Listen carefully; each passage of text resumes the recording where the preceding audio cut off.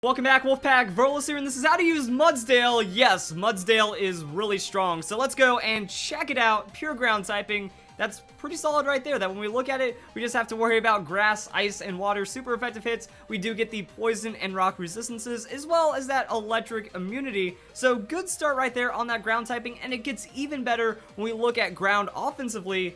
That's a lot of super effective hits. Electric, fire, poison, rock, and steel. It's pretty much why any Pokemon that can take the Earthquake will take that Earthquake, even if it doesn't get the same type attack boost. But ground-type Pokemon, they just get to run away with that insane boosted Earthquake, insane boosted ground damage, and it does pretty well. Pretty much the only thing you have to worry about is flying. So try to find like team compositions and stuff that synergize with this. But now it's time for Mudsdale stats. And since the beginning, since we first saw this Pokemon revealed, it's like, oh, this Pokemon has insane potential to be good. It's a big, heavy Pokemon. It looks like it can be strong. And then the stamina ability, which we will talk about in a bit, is nuts. And then the stats are beautiful.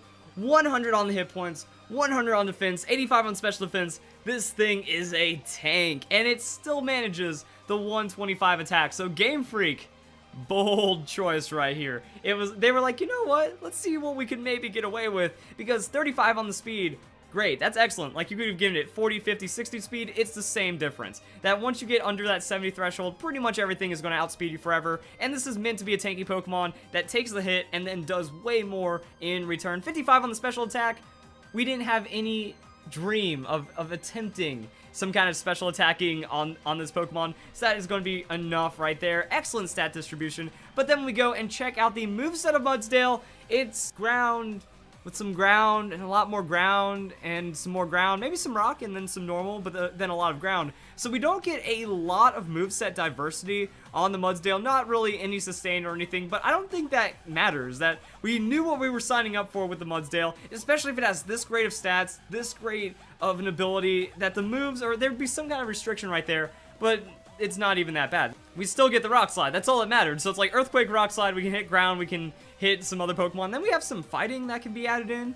Nice little benefit right there. We have close combat if we choose to use that move. And then we can also go and look at some other things like the Heavy Slam. This Pokemon is deceptively heavy. It weighs 2,000 pounds. So a Pokemon this heavy means Heavy Slam is going to almost always be doing full damage. So you can take that as well, which that's a nice little touch. All right, we don't have like insane, super effective everything coverage, but it is certainly more than enough for the Mudsdale. Then we can go and check out a moveset. So naturally, with that stamina ability, this Pokemon's defense is raised by 1 stage after it is damaged by a move. Doesn't have to make contact, just every time it's hit, gains defense for free.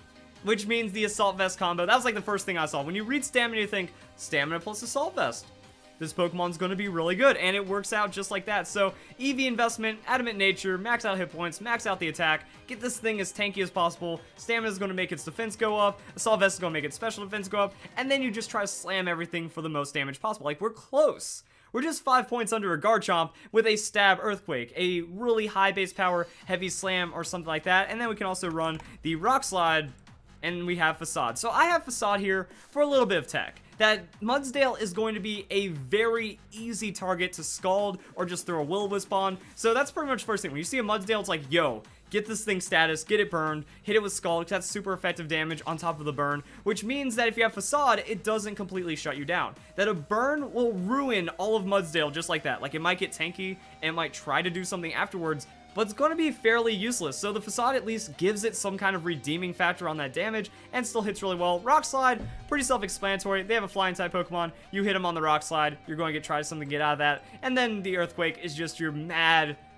damage right there. But that's kind of it on the Mudsdale. Like, very one-dimensional Pokemon, at least in singles. That if we want to run in doubles, then we have to think about some other things. Do we run the Rock Slide, or do we give up the Rock Slide for the high horsepower? Because high horsepower has 95 base power. So that's going to mean that's not getting the split damage in doubles like the Earthquake will, so you can get one single target massive hit. But at the same time, Earthquake, it's too good to not run. That you do need to consider synergies as well. That is my allied Pokemon able to protect right now? Can I Earthquake both opponents to get the most effectiveness?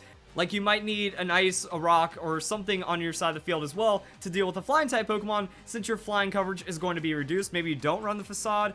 Maybe you do, depending if there's a lot of status in the meta, then that's maybe where you can bring the Rock Slide back in, but the split damage means you're not going to be as effective against flying Pokemon. So it does get a little more thought intensive on the Mudsdale when you think about synergy and stuff, but the base moveset is effectively going to be the same. But then when we go and look at Mudsdale, there's some other things that we can maybe run. The Lumberry, if we aren't going to be running the Assault Vest, maybe a Lumberry could work out. That's going to give us a little extra staying power, but even then, like, we're still going to be doing really good because Mudsdale synergizes incredibly well with a special defense tank. So maybe you could play to run a Mudsdale like that. You give it a Lumberry, you give it a Citrus Berry. That way, if your opponent only has like physical Pokemon left in the game, you know, say they only brought 2 special attackers or something like that, and then you can special wall them, you bring in your sweepers, and you remove any of your, if you remove every special attack that your opponent can possibly throw at you, Mudsdale just wins, which means that the Assault Vest doesn't really work anymore. So that's why you bring in a Lumberry, which is going to be a useful item in status. The Citrus Berry gives you a lot of that sustain power, and then the stamina. No matter what they try to do, the more they try to hurt you, the stronger you get against them, especially if they are going to be left with just physical attackers. And then the more that they try to hurt you with their only physical attackers left, the stronger you get, and then you can just clean them up. Also, Superpower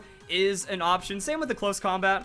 I don't really see too much of a difference between the two, that you lower your defense and special defense, which is bad, but lowering your attack and defense is still also pretty bad. Really, if you're running this, it means that you're bringing in Mudsdale, you're trying to nuke out an opponent, and then you switch back out into a tanky Pokemon. So if you support Mudsdale with some tankiness, that's going to work out really well, and I think now I can actually start making like some Overwatch connections, you know? If you run Mudsdale, that's kind of like your off tank, that you can still have other tank roles, and Mudsdale is going to apply damage, and also just be a really reliable Pokemon as well. So Mantine is going to be a really good support on that special defense right there, and then you could also bring in another tanky Pokemon. So if you have like a physical tank, or just a really well-rounded tank, a specialized special defense tank, you can still run the Mudsdale and then also have like 3 sweeping slots, and you're not really going to lose on damage, you're not losing on tankiness, which means you can make those switches frequently. Mudsdale, it's like, alright, I need to throw out the superpower right here. Mudsdale usually is, like, I don't see any choice reasons to run Mudsdale that has enough damage. The Life Orb doesn't, like, find any surprising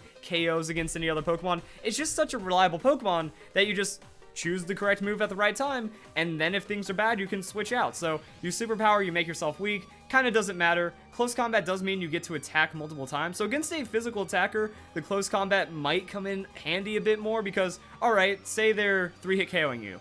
Use close combat. Well, they just hit you, so they boost your defense, you neutralize that, you're still a 3-hit KO, so you can use that close combat and get some effectiveness out of it without really losing too much. And it depends if you're like sacrificing for the Lumberry or the Assault Vest. That's going to be some of the synergy right there with Mudsdale. Now let's go and check out some damage calculation when it comes to Mudsdale. So I was just like, alright, how do we do against flying type Pokemon, at least with the Rock Slide? Standard flying type Pokemon, we have Oricorio, maxing out the hit points, maxing out the defense. So, like, the worst case scenario, base 75-70 flying Pokemon, we still 2-shot them on the Rock Slide. Which means that if it's like just a regular Pokemon, so let's go 90-90. 0 EVs, 95 base hit points, 95 base defense. How do we do on the Rock Slide? Because when we're considering sweeping, a lot of sweeping is like, oh, I need to one-shot this person all the time. But Mudsdale is a lot tankier. It's a lot more of just a bruiser kind of Pokemon. So because of that, yeah, even if it has very high uninvested bases, well, Rock Slide's still going to come in. Actually, let's see how the Mantine does. Because even though Mantine is going to be like a really bad thing with water type hits, we still get to 2-shot it, and the Scald comes close to threatening us. But it's going to be like really weird matchups right there, and it just shows like, yeah, the Rock Slide damage against flying type Pokemon really adds up, and Mudsdale just gets even better. Garchomp, I wanted to bring Garchomp, see how this worked out. Well, because that stamina ability, Garchomp just doesn't get to do anything to us, and we can 2-shot the Garchomp. Garchomp doesn't 2-shot us back, and I did want to see how this looked with the Life Orb. With the Life Orb, it's a bit more sketchy, but it's still not like a guaranteed KO because, alright, Garchomp hits you once, your defense goes up, and then it's close, but not quite. So there's still like a favorable chance that you will get the KOs onto the Garchomp. Also, if you already have any existing defense boost, say opponent hits you, you knock them out, Garchomp comes in. If you're still in like relatively good health, then it's a +1 into a +2, and the Garchomp pretty much has no chance of doing it. But that just kind of shows the comparison right here. It's not like, oh, the Mudsdale versus Garchomp matchup, which one's better? It just kind of shows how much more useful Mudsdale can be, even against other very strong Pokemon like Garchomp, or really anything your opponent's going to be throwing at you, that you just 2-shot everything. That's like how Mudsdale works. It 2-shots everything. So what you're looking to do is hit super effectives on the opponent's Pokemon. Actually, let's pull out the Sylveon. Sylveon is going to be a bloodbath. Does the heavy slam, find that one-hit KO on the Sylveon, because if it does, then that just kind of shows like why it would be such a good thing. Yep, Sylveon goes down to the Heavy Slam, and if we add in the item for the Assault Vest, it's still not looking good. The Hyper Voice on Sylveon does solid damage, but it's just going to boost our defense in return. Heavy Slam knocks out the Sylveon, so that's just kind of showing even Choice Specs, Pixelate, some of the highest damage in the game with that Sylveon now could be enough to stand up against the Mudsdale, makes Mudsdale even stronger. The KOs just kind of go all over the place. So if you're finishing off opponents in one hit, you're going to be around for a while. If they only have physical attackers, you're going to be around for a very long time. And then we can think about like double battles. Having a Pokemon that's throwing Heal Pulse on you works out really well. Maybe even also going back to single battles instead of Lumberry. As we saw right here, we can just kind of run the Rocky Helmet. There's all kinds of things that work with the Mudsdale. I mentioned the Citrus Berry earlier, that if you keep gaining stats and then you get some health back, you are lacking the sustain, so stamina with Citrus Berry could be a very powerful combo. In double battles, yeah, just keep your Mudsdale safe, and it's just going to be a strong, reliable Pokemon for you. Heal Pulsing it could have insane amounts of returns on it. So Mudsdale has Assault Vest, already really good special defense. Even with that, actually, if you're running it in double battles and you're boosting it, you know, maybe even go 200 on the attack and then put something into the special defense, not full special defense, you know, put the rest into special defense. That way the Pokemon is going to be able to do something right there. Also, the screen was off of region right there. But yeah, that's kind of what other things we can consider when looking into Mudsdale, because any little special defense is going to work. And as we're taking damage from the stamina, well, if we're getting heal pulsed, if we're getting sustained, doesn't matter in the end. We're just gonna be so tanky in our defenses that it's all about the special defense after that. So those are some of the matchups that we can look forward to. And then I was just thinking other random Pokemon like Silvally. How do we do against Silvally? Well, the superpower one-shots it if it's normal. So super effective hits on a base 95 defense hit points. That's going to work really well with the superpower right there against normal, rock,